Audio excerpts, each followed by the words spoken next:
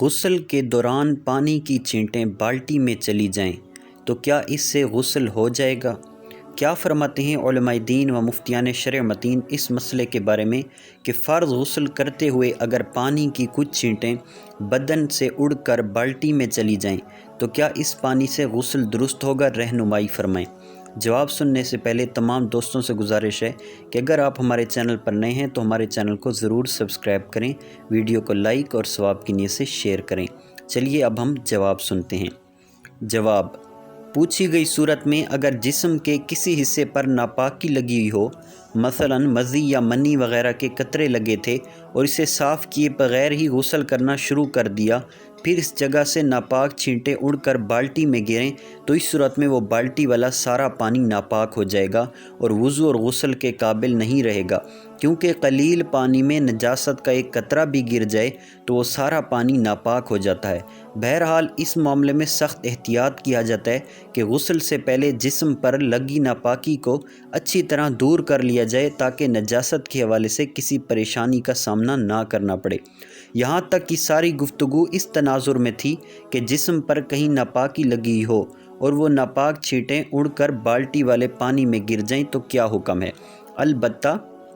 اگر جسم کے کسی حصے پر نجاست نہ لگی ہو تو اس صورت میں اگر پانی کی کچھ چھینٹیں بدن سے اڑ کر بالٹی میں چلی جائیں تو وہ بالٹی والا پانی مستعمل نہیں ہوگا اور اس پانی سے وضو اور غسل درست ہوگا، کیونکہ صاف پانی میں مستعمل یعنی استعمال شدہ پانی مل جائے تو وہ صاف پانی اسی وقت مستعمل کہلاتا ہے جب مستعمل پانی زیادہ ہو، اور یہاں یہ بات بالکل واضح ہے کہ بالٹی میں موجود پانی گرنے والی چھینٹوں سے کہیں زیادہ ہے۔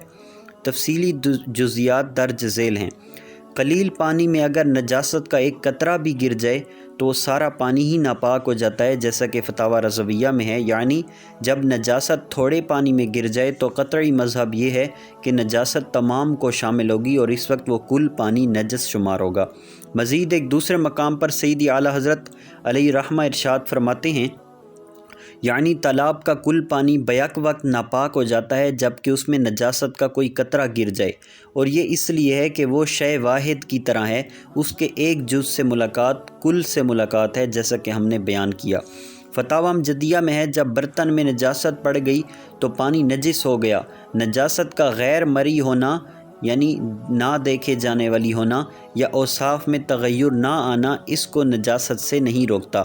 مستعمل پانی صاف پانی میں مل جائے تو اجزاء کا اعتبار ہوگا، جیسا کہ بحر الرائق میں ہے، یعنی جب مستعمل پانی صاف پانی کے ساتھ مل جائے تو اس وقت اجزاء کا اعتبار ہوگا، لہٰذا اگر غیر مستعمل پانی زیادہ ہے تو اس سارے پانی کے ساتھ وضو جائز ہوگا، اور اگر صاف پانی مغلوب یعنی کم ہے تو وضو جائز نہیں ہوگا۔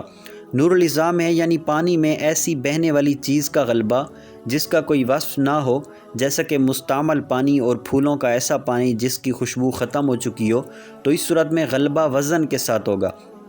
لہٰذا اگر مستعمل پانی کے 2 رطل، یہ ایک مخصوص پیمانہ ہے، 2 رطل